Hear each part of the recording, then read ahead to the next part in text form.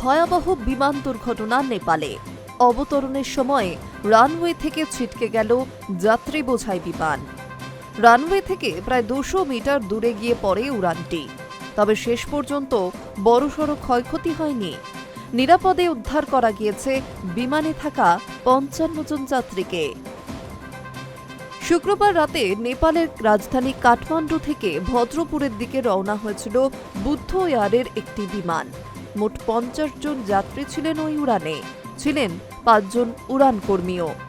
রাত 9টা নাগাদ ভদ্রপুরে নামার কথা ছিল ওই বিমানটির, কিন্তু অবতরণের সময়ই বড়সড় বিপত্তি।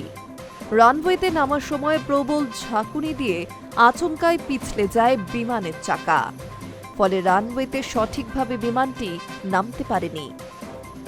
জানা গিয়েছে, রানওয়ে থেকে অন্তত 200 মিটার দূরে গিয়ে পড়ে ওই বিমানটি।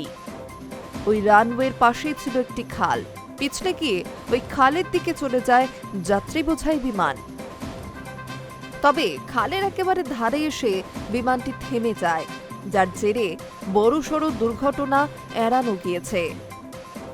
বিমান পিছলে যাওয়ার খবর পেয়ে কাঠমান্ডু থেকে ভদ্রপুর রওনা দেয় বিশেষ উদ্ধারকারী দল।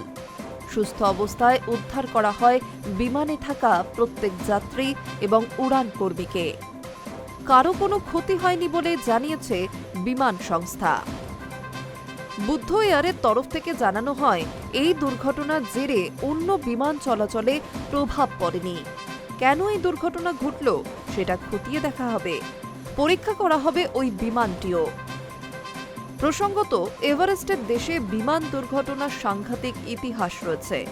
গত 3 বছরে 2 বার বড়সড় বিমান দুর্ঘটনা ঘটেছে নেপালে। সব মিলিয়ে 90 জনের মৃত্যু হয়েছিল সেই দুর্ঘটনায়। Hi News network.